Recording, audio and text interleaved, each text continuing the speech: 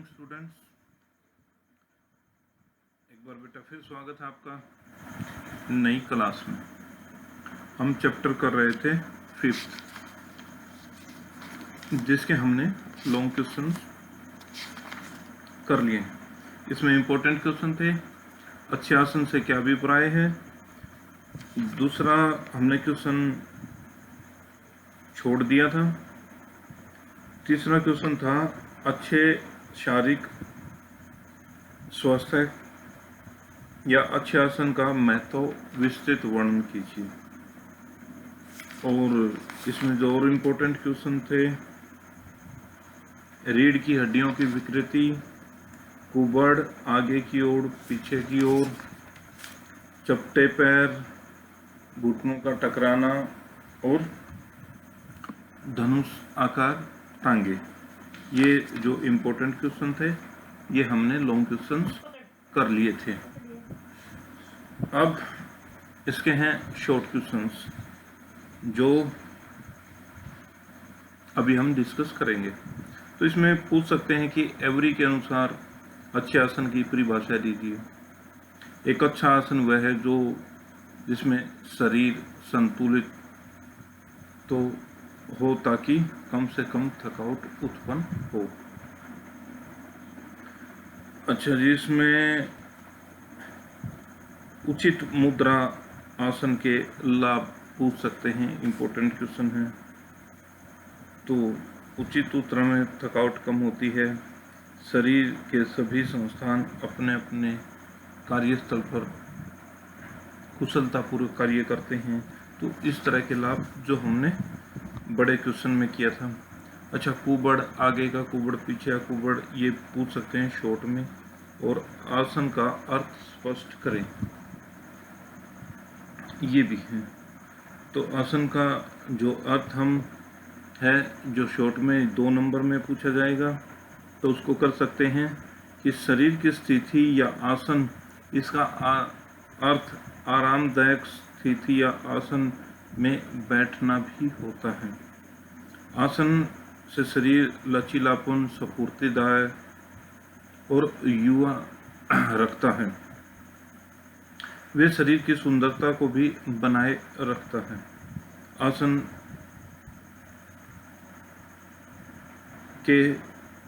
आसन 3 प्रकार के होते हैं।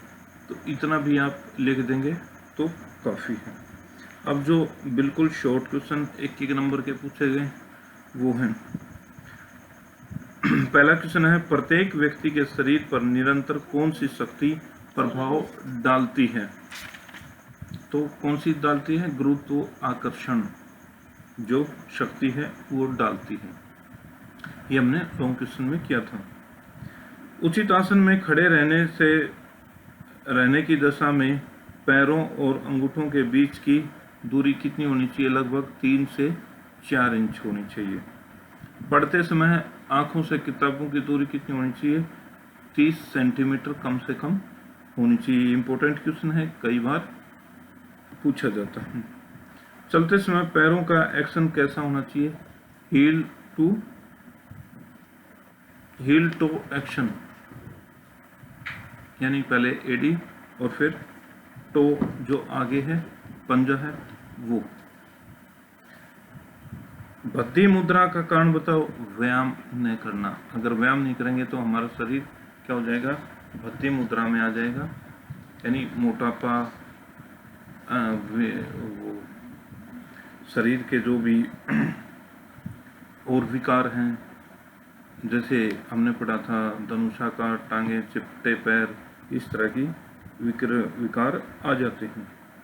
घुड़सवारी करने से किस प्रकार की से संबंधित विकृति ठीक हो जाती है? घुटनों का आपस में टकराना, यानी जिसके आपस में घुटने टकराते हैं तो वो घुड़सवारी करके इस जो शरीर में इस तरह का दोष है उसको दूर कर सकते हैं। क्या हमारी रीढ़ की अस्थि सामान्यतः सीधी होती है? नहीं, सीधी नहीं होती है। वॉकिंग का प्रयोग करते समय किस प्रकार की विकृति को ठीक किया जा सकता है? घुटनों में आपसी टकराने की जो हमारी विकृति है उसको ठीक कर सकते हैं। थकावट की स्थिति में कार्य करने से कौन कौन से दोष उत्पन्न हो जाते हैं? आसन संबंधी दोष जो हैं वो उत्पन्न हो जाते हैं। कौन सी शारीरिक विकृति के कारण मानव के श्वसन क्रिया ठीक नहीं रहती? पीछे की ओर कुबड़ निकलने से जो सांस लेने की विकृति है वो ठीक नहीं रहती। टखनों का आपसी अंतर किस शारीरिक विकृति से संबंधित है? घुटनों का टकराना। घुटनों का आपस में दूर रहना कौन सी शारीरिक विकृति है? बो लैम्स, यानी घुटनों का आपसी टकराना वो क्या बोलेंगे? बो लैम्स। सिकोलियोसिस नामक शारीरिक विकृति का दूसरा नाम क्या है? एस कर्व, यानी हमारा शरीर एस की तरह मुड़ा होता है, ऊपर नीचे से दो जगह से मुड़ा होता है। तो उस स्थिति में क्या कहेंगे? इसको दूसरे तरीके से पूछ सकते हैं कि एस या कर्व की विकृति को क्या कहते हैं? सिकोलियोसिस। या फिर इसने पूछा है सिकोलियोसिस नामक शारीरिक विकृति का दूसरा नाम क्या है? एस या कर्व। उचित आसन से क्या अभिप्राय है? किसी प्रकार का कार्य करते हुए शरीर की उचित स्थिति को उचित आसन कहते हैं। ये एक लाइन में भी है, ये दोबारा रिपीट हो गया। पढ़ते समय पुस्तक की दूरी कितनी होनी चाहिए? 30 सेंटीमीटर। शरीर के दो आसन संबंधी दोषों के नाम बताओ। चपटे पैर और घुटनों का आपस में टकराना। अच्छे आसन का दूसरे व्यक्ति पर क्या प्रभाव पड़ता है? व्यक्ति का व्यक्तिगत बहुत अच्छा लगता है, यानी व्यक्ति का जो व्यक्तित्व होता है वो अच्छा लगता है, यानी पर्सनालिटी वाइज आदमी अच्छा लगता है। थकावट की दिशा में निरंतर कार्य करते रहने से क्या होता है? आसन संबंधी दोष हो सकता है।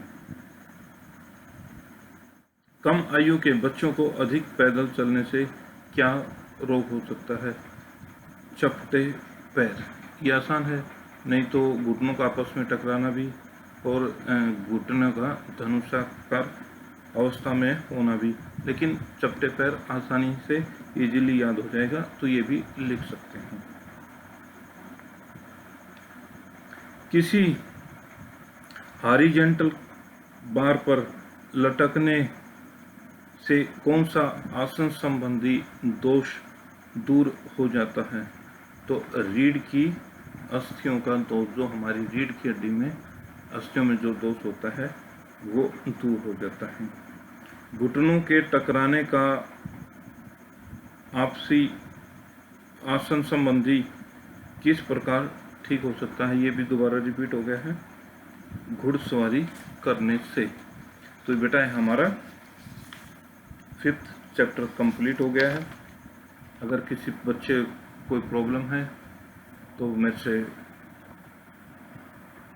बात कर सकता है।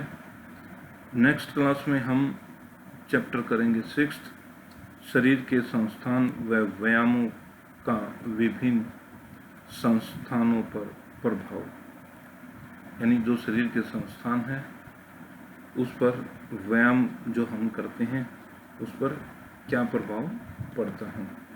तो इसको हम करेंगे नेक्स्ट क्लास में। अगर 5th चैप्टर तक किसी बच्चे की कॉपी पूरी नहीं है तो बेटा कॉपी पूरी कर ले, और किसी भी क्वेश्चन में पीछे 5th चैप्टर तक अगर कोई किसी बच्चे को समझ नहीं आया हो, कोई डिस्कस करना चाहता हो, तो मेरे को स्कूल में आके मिल सकता है। मंडे, ट्यूसडे, वेडनेसडे मैं आप लोगों को स्कूल में मिलूँगा। किसी भी तरह की कोई प्रॉब्लम है तो मेरे से डिस्कस कर सकते हैं। तो मिलते हैं नेक्स्ट क्लास में, तब तक के लिए घर पे अच्छे से पढ़ाई करते रहें।